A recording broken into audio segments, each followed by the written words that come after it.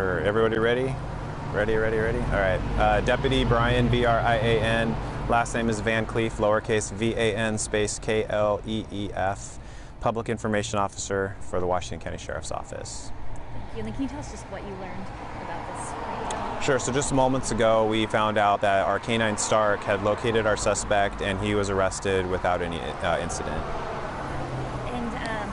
I know there was some new information too on who the suspect was, what the situation was leading up to this, and the calls. Sure. So initially we were called to reports of a man with a gun outside, out on the street looking for help. It turns out that individual is our victim in this case. It turns out that there was a disagreement between two roommates who lived in the same house. Shots were fired inside the house by our suspect. The victim in this case, who was originally who we were reported, a man with a gun, was out in the street looking for help. So when we arrived, we began searching for the other roommate who had left the house. We weren't sure if he was armed or not.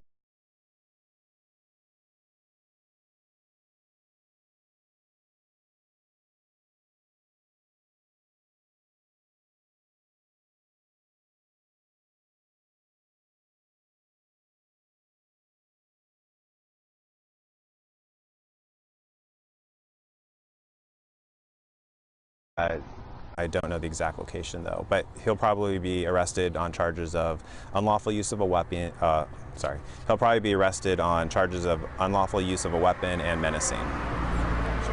And the house where they're living, are you able to say the cross streets or somewhere in this area? Sure. It's just it's near the intersection of Northwest 119th Avenue and Old Quarry Road. Gotcha.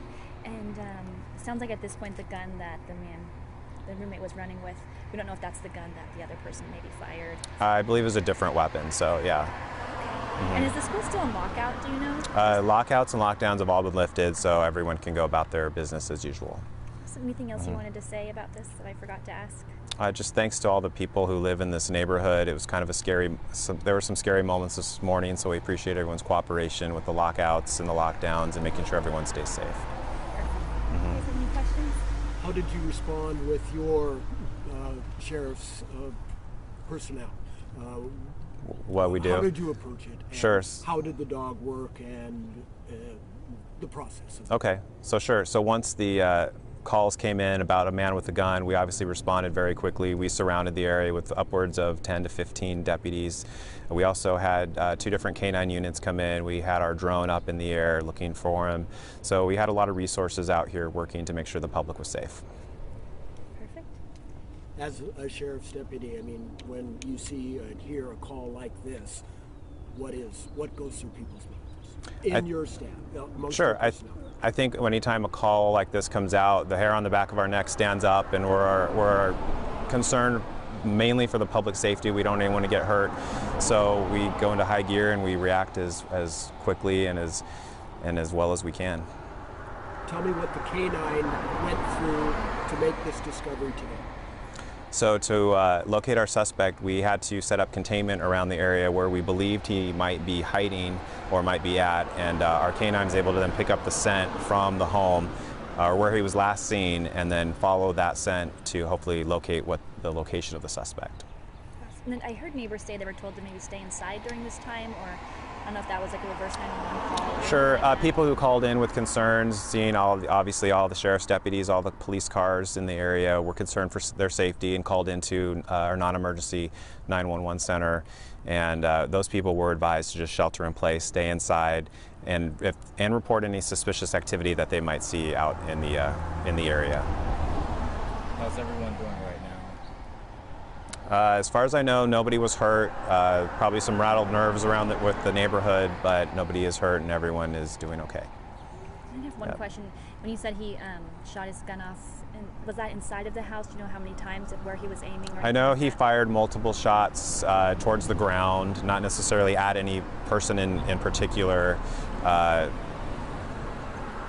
that's about all I know. Yeah. The lockouts, is this a standard approach when something like this happens? Sure. Anytime we have reports of a person with a weapon like this near schools, and we're going to be doing a large-scale search like this, it's kind of standard procedure to put schools in either a lockdown or lockout mode just for their safety and as a precaution. So we saw a bus kind of with students kind of being held off. Is that because this was blocked, or is that part of the lockdown process? I don't know for sure. It could Okay. sure have been. Once they're in lockout, nobody comes or goes. Oh, okay. Yeah. And how did the schools respond today? As far as I know, the schools did an excellent job. They train for this. They have regular drills for lockdowns, lockouts.